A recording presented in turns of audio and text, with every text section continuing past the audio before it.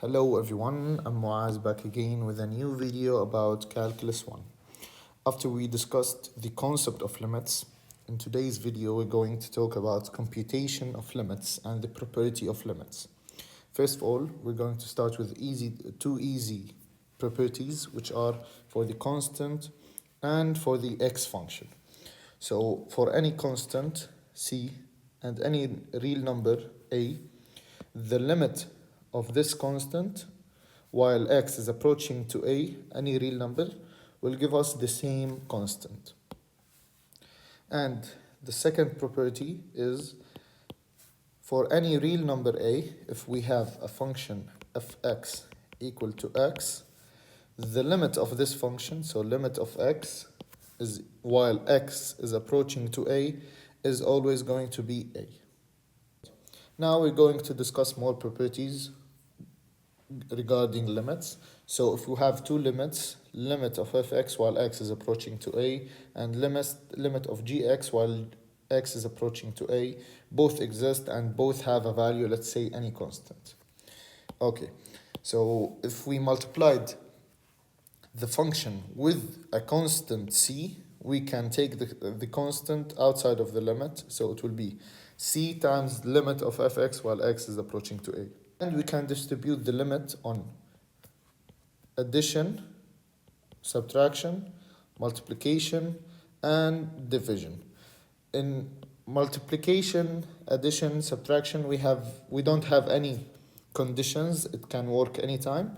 But in the division, when we distribute the limit on numerator and denominator, the limit of denominator shouldn't be 0. So if limit of gx, which is the function in the denominator, while x is approaching to a, is 0, this limit is undefined. If it's not 0, it's defined. Now we're going to talk about some special functions that we're going to use in this chapter. The first one is the polynomial functions, which looks like that. Fx is equal to a1 x to the power of 1 plus a2 times x to the power of 2 until we reach an x to the power of n. So if we want to take the limit of this function, any polynomial function, limit of px while x is approaching to a, as shown here, will give us p of a, just the image of a. Secondly, we're going to talk about the root function, which looks like that. Fx equal to the nth root of gx.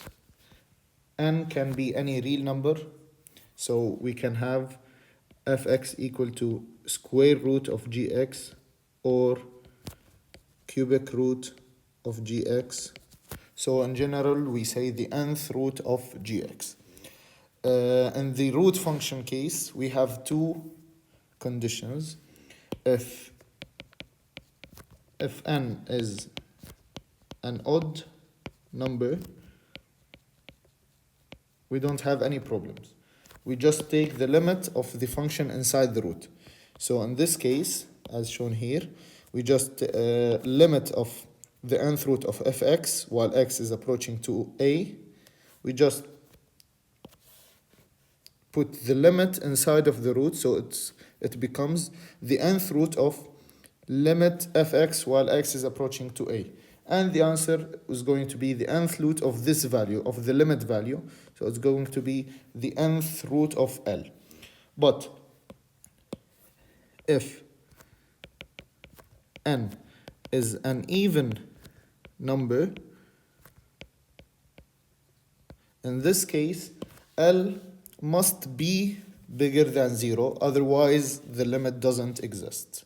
And here are some special functions: the sine function, cosine functions, e to the power of x, ln x, which are all easy to handle. Limit of sine x while x is approaching to a is equal to sine a, just substitution. Same for the cosine and same for exponential functions, also for the logarithm function. And also a should be bigger than 0 because the logarithm function is always defined when x is bigger than 0. Okay, apply the rules of limits to evaluate limit of 3x squared minus 5x plus 4 when x is approaching to 2. We're just going to use the properties that we just learned in polynomial function. This is a polynomial function. So we're going to get 3 times 2 to the power of 2 minus 5 times 2 plus 4, which going to be minus 10 plus 4, which is 6. The answer is 6. Secondly, evaluate limit of x squared minus 1 over 1 minus x when x is approaching to 1. The first step is always substitute. So here we're going to have 0 over 0. So we need to use factorizing. So finding the limit by factoring. So limit, here we can say x minus 1 times x plus 1 over 1 minus x. We can see that also x, while x is approaching to 1. We can see here they are only switched, so we cancel these and multiply by negative 1. So we're going to have limit of negative x plus 1 while x is approaching to 1, which we're going to have 1 plus 1, negative 2. The answer is negative 2. Now we're going to deal with the root function. We've got a limit of the fifth root of 3x squared minus 2x while x is approaching to 2. So just like we learned, we can put the limit inside the root. So we're going to have the fifth root of limit 3x squared minus 2x while x is approaching to 2. Now we're going to evaluate the limit, which is a polynomial function. We're going to have the fifth root of 3 times 2 to the power of 2 minus 2 times 2. And we're going to have the fifth root of 12 minus 4, which is the fifth root of 8. In this case, as we can see, the degree of the root is the fifth root. So it's an odd number. So we don't care if or the value of the limit is positive or negative. In this case, we got 8, which is positive. So the answer is the fifth root of 8. Now we're going to deal with rational functions, and we're going to find the limit by rationalizing. We've got limit of square root of x plus 2 minus square root of 2 over x while x is approaching to 0. Always, first step is to substitute. We're going to have square root minus square root of 2 minus square root of 2 over 0. So we're going to have 0 over 0. Okay, in this case, the easiest way is to multiply by the conjunction. So limit of, we just rewrite it, square root of 2 of x plus 2 minus square root of 2 over x while x is approaching to 0. Just multiply with the conjunction, which is square root of x plus 2 plus square root of 2 over the same square root of x plus 2 plus square root of 2. We just change this sign. And when we multiply, we get limit in the numerator. We're going to have x plus 2 minus 2. We just in the a minus b times a plus b is a squared minus b squared. So it's square root of x plus 2 squared minus square root of 2 squared. We just cancel square root with the square and we get x plus 2 minus 2.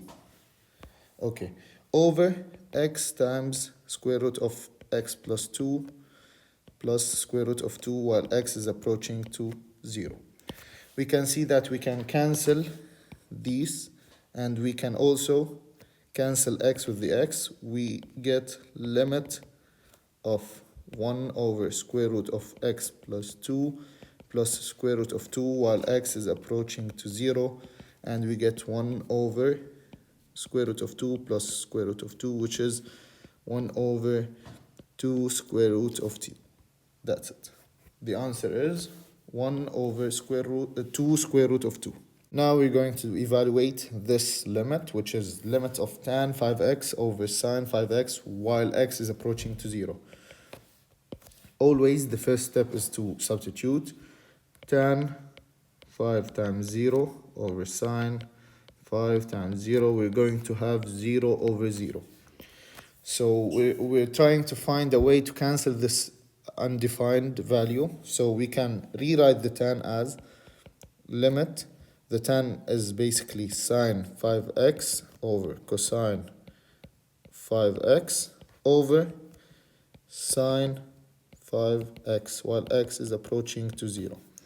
We can cancel these two and we're going to have limit 1 over cosine 5x while x is approaching to 0, which is 1 over cosine 0, which is 1 over 1, which equal to 1. So the answer of this limit is basically 1. Now we're going to talk about squeeze theorem, or also known as sandwich theorem, which states that if we have three functions, fx, gx, and hx, if gx is in between fx and hx at a particular value, which is a, let's say, and limit of fx while x is approaching to a is equal to limit of hx while x is approaching to a, which have a value, let's say L. So limit of gx, the function in between these two functions, while x is approaching to the same value, a, is also equal to L. So let's use the squeeze theorem to verify the value of this limit, which is limit of x squared times cosine 1 over x while x is approaching to 0. So let's start with the cosine function. Cosine 1 over x is always between -1 and 1. We're going to try to make this looks like this. So the first step is to multiply with x squared with from both sides. So it's negative x squared cosine x squared times cosine 1 over x and x squared. If we take the limit for all sides, we can say that limit of negative x squared while x is approaching to 0 and limit of x squared cosine 1 over x while x is approaching to 0 and limit of x squared while x is approaching to 0. This value is 0, this value is 0. So applying the squeeze theorem, we can say that limit of x squared times cosine 1 over x while x is approaching to 0 is also 0. We notice that, as we said before, we can distribute the limit. But in this case, because we have an undefined value in the second limit, which is here, limit of cosine 1 over x while x is approaching to 0, this is undefined. So we can't multiply, this will give us 0. We can multiply 0 with an undefined, so we can't use this property. So we should use the squeeze theorem to verify that the value of the limit is 0. Now we're going to deal with evaluating the limit of a piecewise defined function, and the easiest way to solve that is to draw a line of numbers, and we can put the value which mentioned in the function, which is 0 in this case. We can see that while x is smaller than 0, the function is defined as x squared plus 2 cosine x plus 1. And while x is equal to 0 or larger than 0, so equal to 0 and larger than 0 in this area, the function is defined as e to the power of x minus 4. So if we take limit of fx while x is approaching to 0 from the negative side, which will give us limit of this function, which is x squared plus 2 cosine x plus 1, while x is approaching 0 from the negative side, which will give us 0 squared plus 2 cosine 0 plus 1, which will give us 3. And if we take limit of fx while x is approaching to 0 from positive side, which will give us this function, limit of e to the power of x negative 4 while x is approaching to 0 from positive side, will give us e to the power of 0 minus 4, which will give us negative 3. We can see that the limit from the negative side and the right side exist, but they are not equal to each other. So limit of fx while x is approaching to 0 does not exist. This is the end of the video. Thank you for watching. I hope it's helpful, and see you soon with another video about Calculus 1.